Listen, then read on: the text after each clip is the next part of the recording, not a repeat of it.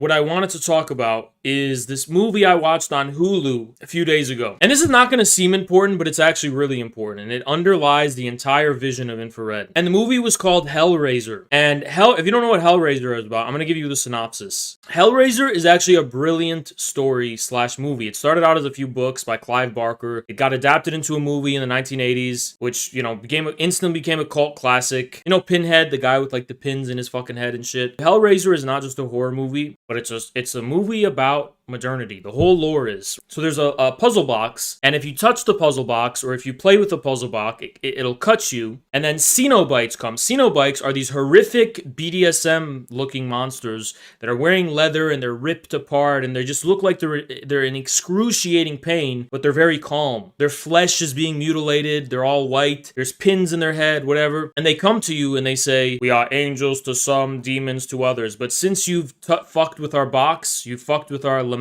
configuration, we are gonna like torture you now." And that what they basically will do is they'll have hooks and chains strap into you, and the idea is that they will give you an experience beyond the threshold of your typical ability to sense the world. They're gonna put you in such an excruciating level of pain that you reach the threshold beyond empirical reality, like empiricism, and to the level of transcendence. You will arrive at some kind of transcendent state. Now, if you don't know what transcendence means, I mean this in the hardcore Kantian sense of the word, because with Kant, he was dealing with empiricism, this question of we get our knowledge of the world through our senses and nothing else. And then Kant says, no, there is a synthetic a priori that is a part of this transcendental way in which we structure the world. There's a structure to the world that is transcendentally mediated. Transcendental meaning, and someone can correct me if I'm wrong about the specific etymology, whatever, but meaning like beyond sensibility, like sensible things, and also beyond reason, beyond just the use of reason, axiomatic, whatever, logical thinking. So beyond reason and beyond the senses lies something called the transcendental thing, which is the real reality that is beyond our specific, if you want, biased way of warping it to give us a coherent experience. Kant calls it the thing. Now, is the thing something metaphysical, or is it just a construct which is useful for the purposes of establishing his system of philosophy? There's a huge debate about that. But this is the idea of Kant. What Hellraiser does, I don't think there's a direct reference to Kant, basically explores this question of what is the threshold beyond which we can arrive at the transcendental thing, at transcendence, at the transcendental object. What is the threshold beyond which we are delivered to some kind of realization of this transcendental thing beyond the sensible and apparent world, beyond the phenomenally sensible world? So Hellraiser is really interesting. It's scary at first because it's the idea like extreme pain. You're saying pervert stuff. Actually, it's not directly sexual. You would think it was, but it isn't. There's not any direct reference to sex at all, actually. It's mainly just putting you in such a state of pain that you experience this pain as some kind of liberation from your ordinary sensible experiences. You want to think of it this way, the terrifying thing about Hellraiser is this idea that sense is relative. Everyone has different pain scales or whatever, right? Everyone experiences pain differently, I guess. Yeah, pain tolerance. And the idea of Hellraiser is it's like the Cenobites are in a constant state, not even of pleasure or pain, but just kind of transcendence. They're just very stoic. You'll see Pinhead just walking. He's like Count Dracula, very stoic. I have sights to show you. And he's got pins in his head. Like, dude, aren't you like hurting right now? No, he's not. Because they've arrived at a state beyond all of that through pain. Isn't this a bit Calvinist? It's extremely Calvinist. That's what makes it so interesting. And I want to talk a little more about it. Now, there's way more to this. So the Cenobites are not necessarily punishing the person who was playing with the box. From their perspective, they're freeing you from your flesh, the world of flesh. You're being delivered to the real, rational, or transcendental structure of the world. It's this kind of very stark opposition between the world of life and sensibility and flesh and the world of concrete structure. It's about modernity as a whole, and I think explicitly so in the lore. Think about it this way: when you're in New York City or you're in Chicago or something, you have this extremely alienating feeling. You're like in this city, this concrete jungle, and it's just you kind of feel like you're like a piece of flesh grinded between the gears of this monstrous concrete, alien and unnatural environment. And this is kind of what Hellraiser is exploring. it's this opposition between the world of rational modernity and the world of humanity, or some inner human feeling. So it's also dealing with that alienation. That's important. Keep that in mind. These Cenobites are not monsters in the strict sense of like a Freddy Krueger or like, I don't know, Michael Myers. They're just chasing people around. They have a code of justice and ethics. And Pinhead, who is the main guy, he's the ultimate ethical kind of Kantian figure who is supremely just, supremely stoic, and not really an evil person within the framework of the story. Now in Hellraiser 3, they make him into like just a deranged asshole. But that was just like a blockbuster Hollywood thing. Like in number 1 and 2 is what the real insights into what you're dealing with here. And Pinhead is this ultimate figure of a modern ethical person with a clear sense of justice. Like, okay, you played with the puzzle box, now you're in debt to us. And this is where I'm going to give my idea for what I think would be a good Hellraiser movie. I'm not just saying this because it's like interesting. There's like a ideological undertone here that I'm going to give to you. So the Cenobites are from this realm, this dimension, which many identify as hell, but it might be a different dimension, who knows, whatever, it doesn't matter. And this place is a labyrinth, and it's supposed to represent the labyrinth of the human mind, of human reason, the labyrinth of the faculties of reason, basically, coldly abstracted from its living context. And here, it's a very cold place, it's a very dark place, and it's all made of concrete and stone. It's very much reminiscent of all of the alienating aspects of a city, like a concrete jungle. And the Cenobites are from this place. And Cenobites are actually servants of a god called Leviathan. And Leviathan is represented in this is what makes it so terrifying, in this like abstractly geometrical way. It's a geometrical god. It's like the god of Francis Bacon or Thomas Hobbes. Literally, it's called Leviathan. It's like a Baconian deity. That's what I think. Leviathan is basically this deity that is the ultimate antipode to light. It represents reason and cold, brutal, rational modernity, completely opposed to the world of humanity and the world of flesh. Then you actually get to the root of the matter, which is something really interesting. A lot of people miss this. The reason the Cenobites are so mutilated and the reason they're like torturing people and stuff isn't actually because they are, it's sexually gratifying and there's some perverse thing going on. It's literally an Anglo-box god, believe it or not. But the reason there's all this mutilation going on, all this pain and suffering specifically, why are the Cenobites doing it? Why are they so mutilated? Is this like they getting off on it? Are they perverts?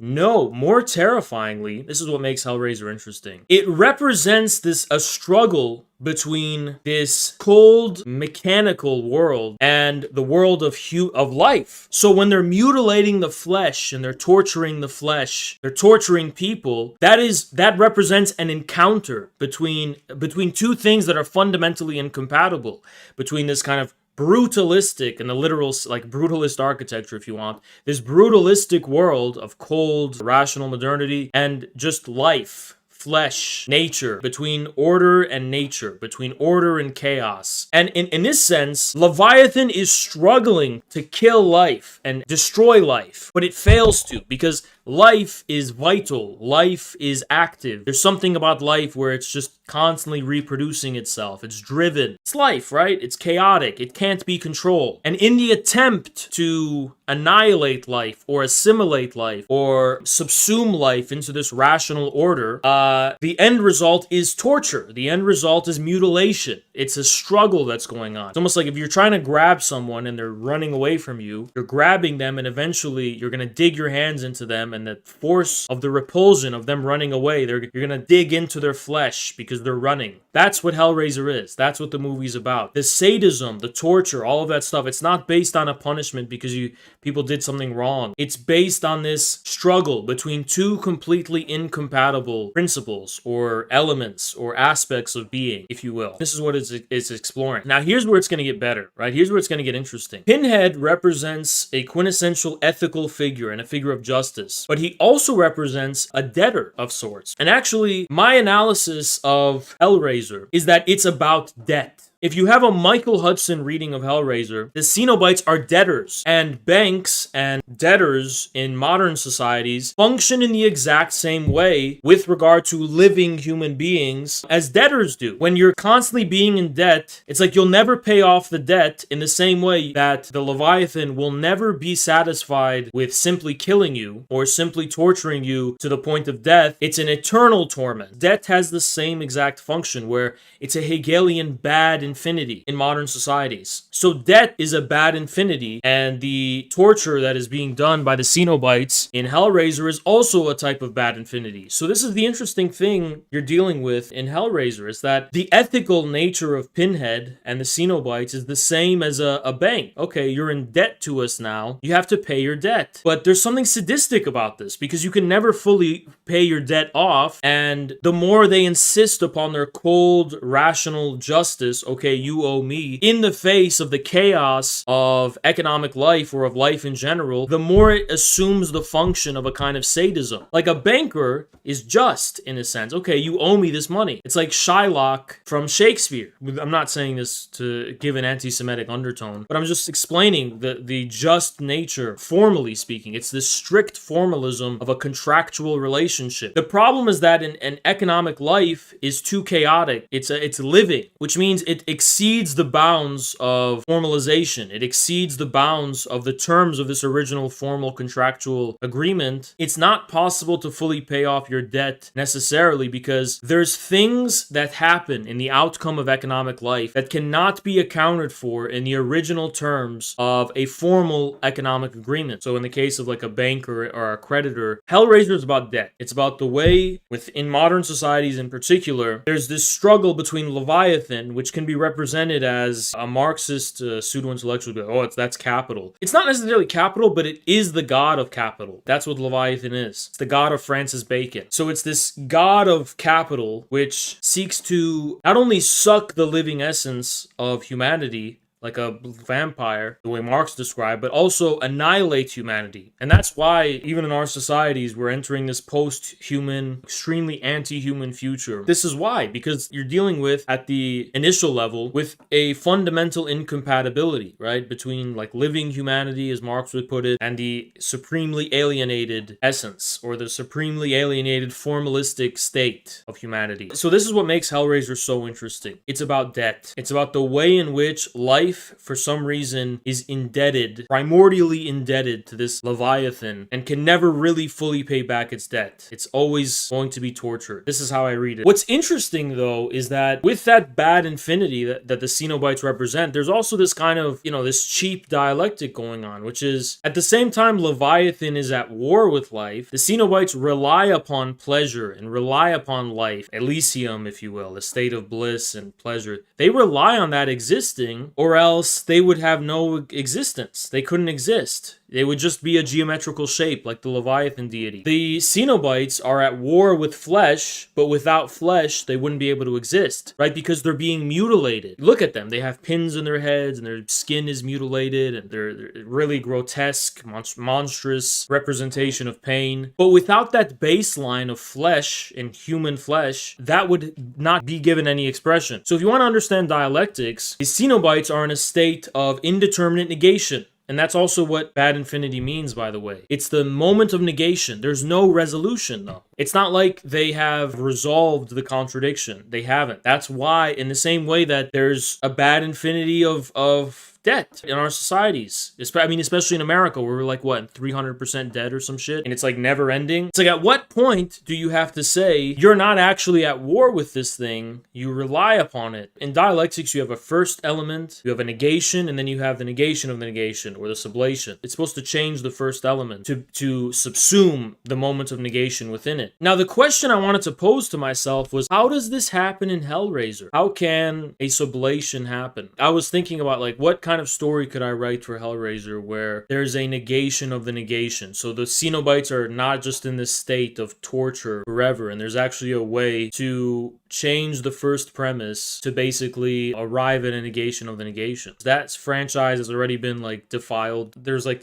10 of them, right? So my idea can't do much more harm. So here's my idea. I want a Hellraiser movie that is analogous to Terminator Salvation. I want a Hellraiser movie where there's actually a war that happens between humanity and the Cenobites. Just like there's a war between the Terminators and the human resistance in Terminator Salvation. I want that for Hellraiser 2. I want that for Hellraiser. And this is going to be the idea. It's going to be a religious holy war that humanity wages against Leviathan, where they storm the gates of hell and they basically are at war with these Cenobites, and it's going to be like a communist movie where it's a Michael Hudson communist movie where the human army, it's going to be like, they're going to be like Michael Hudson Maoists or some shit. They're going to break into hell and they're going to say, we want to relieve humanity of its debt. We're going to wipe humanity's debt. We're going to forgive. It's going to be about forgiveness. Forgiveness is going to be the theme of the movie. That humanity can be forgiven. Despite the fact all of humanity's flaws, despite that it's chaotic, despite all of that,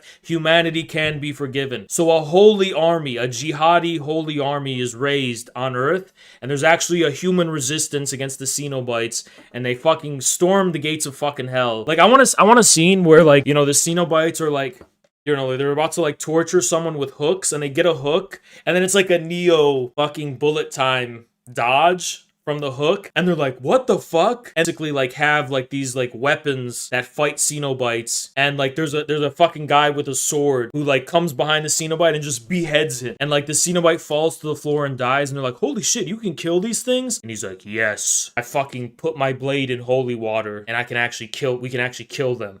So like it's I want to make this movie a religious fundamentalist, Christian nationalist film for American audiences, where there's a Taliban, like a Christian Taliban American army that gets raised. Because I think this is a Christian movie, actually. I don't think you could have a Muslim army that fights it. Look, imagine Muslims fighting Cenobite. It's stupid, right? Can't happen. You can have a Christian army fighting the Cenobites, because Hellraiser's a Christian story. It's obviously about Christianity. It would be like that, and it would make sense. It would be like a ragtag Christian fundamentalist army, either Orthodox or Protestant. I don't think it would work with Catholic.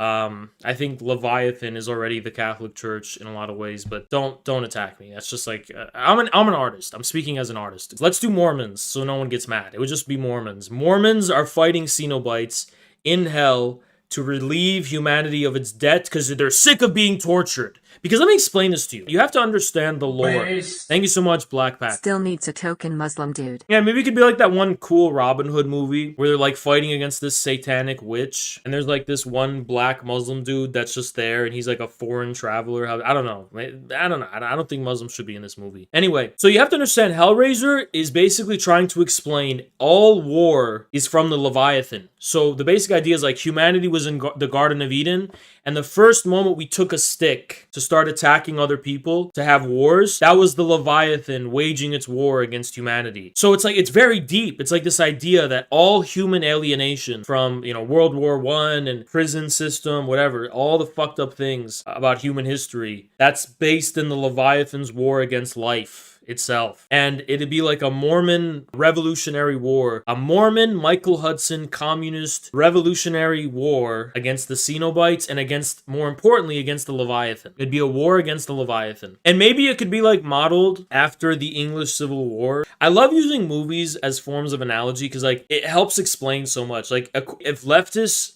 had to say anything to say, they'd be like, oh, well, you know what? They should just like have like self-torture co-ops in hell where people are like sticking hooks in themselves and like, you know, ripping off their flesh in a democratic way and in a consensual way. That's what should really happen, and that's literally some shit they would say. You can understand ideological differences just by posing counterfactuals for like a movie. Like, where would these people stand in the movie? Like, for example, a centrist lib would probably say something like, well, actually, there's nothing wrong with what Leviathan is doing. The Cenobites, there's nothing wrong with them because, you know, we could just be like a little centrist. Like, every once in a while, we offer like human sacrifices to the Cenobites, and like, you know, they'd say some shit like that. So you can understand political difference through this allegory. through this analogy. It's so interesting. That would be the movie for me, basically. I did want to say one more thing about the Hellraiser stuff. And I want this to be like an action movie. I was one of the biggest Hellraiser fans from the very beginning. You cannot redo those original movies. What would work now is a Terminator Salvation style Hellraiser movie. This would be such a subversive movie too, because it's about death and shit. Holy fuck, this movie would be banned, promise you. And look, there's too many homeless shelters, so let's just stop funding homeless shelters and let's sell off some homeless shelters, whatever, and that's how we're gonna fund the movie, okay? We'll fund the movie. I mean, let's have the government cut welfare and cut assistance for the needy, and we'll do that. No more homeless shelters. I'm sure the soup kitchens are using too much money. We could take some of that money. There's a lot of ways we could fund this movie. And guys, I think art is more important than anything else. I'm sorry. We could just basically, like, you know, there's too much, like, schools being built and hospitals. We could close down some hospitals, close down some schools. And there's a lot of ways this movie could be filmed. Okay, there's a lot of ways it could get funded. There's a lot of ways we can make this happen and we can make this a reality. A lot of people think, oh, you're not going to get the funding for this. Really? If we take all money that is being sent to children's hospitals and put it into this movie, I guarantee you this, you know, we would have more than enough to film this. We can make it happen. Also, people need to realize that I am a big Hellraiser fan. I mean, I used to be one. I stopped being one because I had a bad dream about it. I always used to kind of like Pinhead too. I thought Pinhead was I thought he was a very virtuous man. I thought Pinhead was a good guy, basically. I always sided with Pinhead. Did you know that? I was like, Pinhead's right, you know, because I used to be a rationalist. Honestly, nobody say this. It's not technically or philosophically accurate. But when I was associated with the neo-rationalists, who I still hold in very high regard, I don't think they call themselves that anymore. I'm talking about Reza Negarestani and Ray Brassier. Right? That guy's really brilliant. Like, he's really underrated. But those guys had this like new philosophical current called neo-rationalism. The basic idea is like there's an equivalence between communism and spirit, which is just kind of this abstracted mind, the abstracted mind of collective humanity, which is this kind of cold, rational, indifferent structure. And my idea then was that this is the Cenobites. This is Leviathan from the Hellraiser movies. And I actually sided with Pinhead when I used to have those views. I was like, Pinhead's right. Pinhead's a communist. He's basically like a communist agent of Red Terror or something. And he's here to like fight vitalism, philosophical vitalism in the form of life, and assimilate everything into this kind of cold, mechanical, brutalist world of pure modernism. And I sided with Pinhead, and I sided with the Cenobites. Actually, I want to talk about one more thing, because this is interesting. Pinhead was a Lacanian. Pinhead was a Lacanian who is this typical Oedipal kind of masculine father figure, I guess. Pinhead is still in the Oedipal complex, or he's not in it, but he represents the struggle within it. And Pinhead has his doubts, and Pinhead is a typical Lacanian subject. Pinhead is a quintessential Lacanian master. Now, if you watch Hellraiser 2, which is, I think, better than the first, Hellraiser 3 goes full retard, but Hellraiser 2 is the best one. Now, if you watch that one, there's a moment where this human becomes a Cenobite who's a doctor, and he just like becomes this guy who's got like he's got like these tubes attached to his head, and he runs around hell like chasing people, and he's like, he has this perverse pleasure in you know how doctors secretly like what they do? They have this sadistic, you know how doctors are all sadists?